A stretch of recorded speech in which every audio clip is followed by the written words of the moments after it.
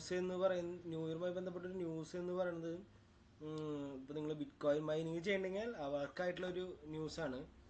അതായത് bitcoin mining നമ്മുടെ മലയാളികൾ പലരും ചെയ്യണില്ല എന്ന് അറിയാം. എന്നിരുന്നാലും ജസ്റ്റ് ഒരു ന്യൂസ് പോലെ അറിയിക്കുന്നതാണ്.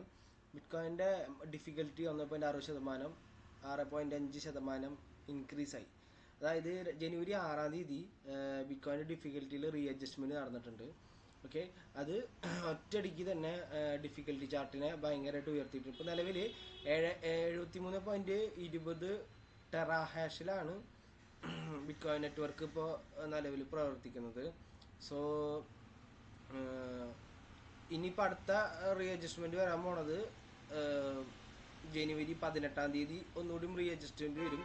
അപ്പോൾ ഏകദേശം ഒരു 12 ദിവസത്തിനുള്ളിൽ അടുത്തൊരു റീ അഡ്ജസ്റ്റ്മെൻറ്റ് ഉണ്ടാവും. ആ റീ അഡ്ജസ്റ്റ്മെൻറ്റ് എങ്ങനെ ഉണ്ടാവുമെന്ന് അറിയില്ല. സാധാരണ അത്ര വരാറില്ല, അത്ര ഹൈക്ക് വരാറില്ല. കാരണം ഒരു സ്റ്റേബിളായിട്ടുള്ളൊരു ഡിഫിക്കൽറ്റിയിലാണ് ഇപ്പോൾ ഉണ്ടായിരുന്നത്. പക്ഷേ ക്രിപ്റ്റോ കറൻസി മീൻസ് ബിറ്റ്കോയിൻ്റെ ഹാൽവിങ്ങുമായി ബന്ധപ്പെട്ടുള്ള ഒരു ഹൈപ്പാണ് ഇത് കാണുന്നത്. കാരണം എല്ലാ പ്രാവശ്യവും ബിറ്റ്കോയിൻ്റെ ഹാൽവിങ് നടക്കുന്നതിന് ശേഷം നടന്നതിന് ശേഷം നിലവിലുള്ള, അതായത് കഴിഞ്ഞ ഹാൽവിങ്ങിന് കഴിഞ്ഞതിന് ശേഷം ഉണ്ടായ ഏറ്റവും ഹയസ്റ്റ് ആണ് ഏവറേജ് റേറ്റ് ആയിട്ട് നിൽക്കാറ്.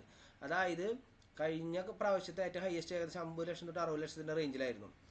ആ റേഞ്ചിൽ നിന്നായിരിക്കും ഹാൽവിങ് കഴിഞ്ഞ് കഴിഞ്ഞാൽ ബിറ്റ്കോയിൻ്റെ സ്റ്റേബിൾ ആയിട്ടുള്ള റേറ്റ് എന്നാണ് സാധാരണ പറയുക.